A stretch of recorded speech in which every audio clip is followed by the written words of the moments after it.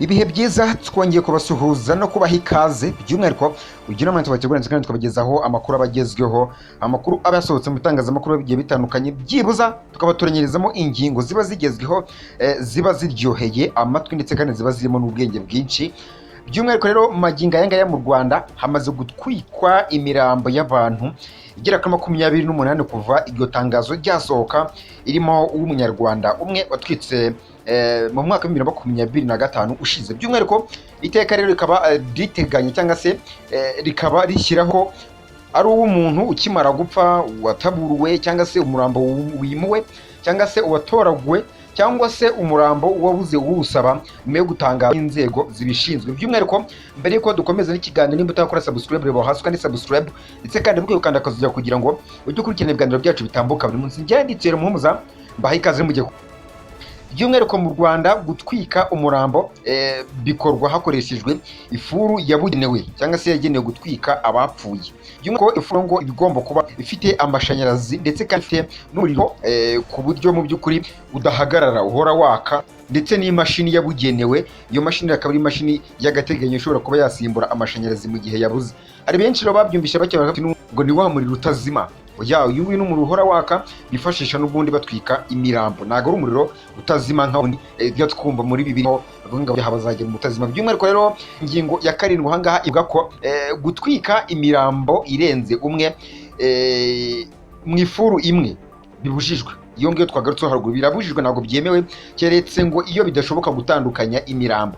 Sibyo kandi gusa ngo biranabujijwe kandi ko umuntu yatwika umurambo atawukuyemo imyenda, urabanza ukawukoramo imyenda hanyuma umurambo ukabona kuba watwikwa. By'umwihariko rero ivu ry'umurambo cyangwa se ivu riba ryavuye mu murambo rifatwa nk'umutungo w'umuryango wa nyiri nyakwigendera wapfuye cyangwa se wa leta, yaba ari uwa leta gusa.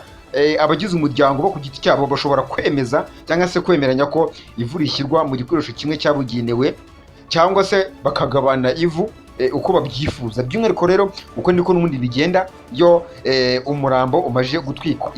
Umuryango cyangwa se nyir'umurambo nibo bagena uko bagomba kubigenda. By'umwihariko rero abanyarwanda bagera kuri 61% bakaba bashyigikiye icyemezo cyo gutwika imirambo n'ubushake bwa Minisiteri y'Ubumwe bw'Abanyarwanda n'Inshingano Mboneragihugu ku bumwe ndetse n'ubudaheranwa bw'Abanyarwanda. Bukaba bwaragaragaje ko byibuze abantu 61% bemeza ko gahunda yo gutwika imirambo mu by'ukuri yakemura ikibazo cy'ubutaka bwo gushyinguraho bugenda buba buto mu gihugu cyacu cy'u Rwanda. By'umwihariko rero mu mavuriro hirya no hino mu nsisiro zose mu Rwanda ndetse no ku isi muri rusange, bamwe baba baseka iyo bibarutse umwana, ku rundi ruhande hari abandi amarira aba ari yose iyo babuze uwabo cyangwa se iyo babuze umuntu wabo cyane. Kuri bamwe rero intimba ikarushaho kuba nyinshi cyane kubera isano ya hafi baba bafitanye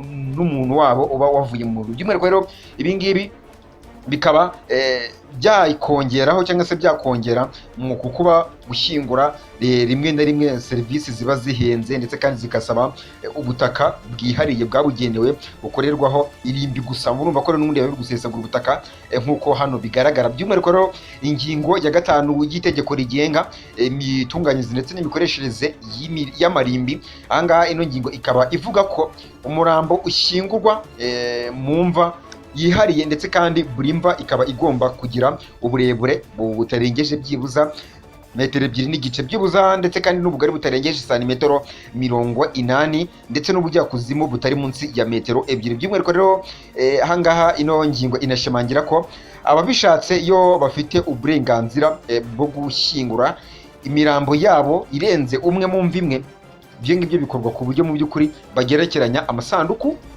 Gusa isanduku yo hejuru ya nyuma yo hejuru ku yagerekeranyijwe ibigomba kuba byibuza iri muri metero 2 z'ubujyakuzimu ariho igarukiye. Byibuza rero iri tegeko kandi rikaba rinasaba ko hagati y'imva ndetse n'indi hagomba kuba hari byibuze santimetero 50 mu mpande zombi.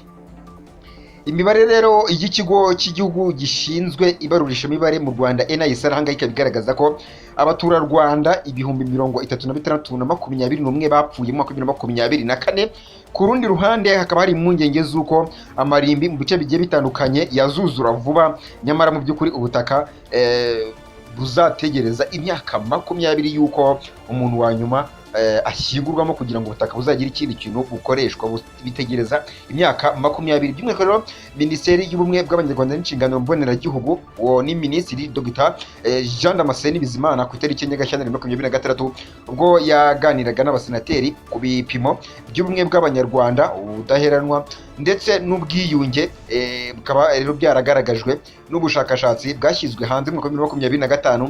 Aha ngaha rero akaba yaragaragaje ko byibuza ikibazo cy'amarimbi yuzura vuba mu Rwanda cyatumye babaza abaturage uko bumva ibigendanye no gutwika imirambo mu gihugu cy'u Rwanda. By'umwihariko mu barenga rero 12,000 babajijwe, abarenga 3,800 bangana na 32%. Aha ngaha bavuze ko mu by'ukuri bemera ku kigero cyo hejuru uburyo bwo gutwika imirambo byaba ari igisubizo cy'amarimbi aba make mu Rwanda, naho abarenga 3,500 ngo nabangana na 29% bakaba baravuze ko mu by'ukuri babyemera ku kigero kiringaniye, naho abantu 54 bakaba baravuze ko mu by'ukuri babyemera ku kigero gito cyane, naho abarenga 4,100 ubwo nabangana na 34% bakaba baravuze ko batabyemera habe na busa.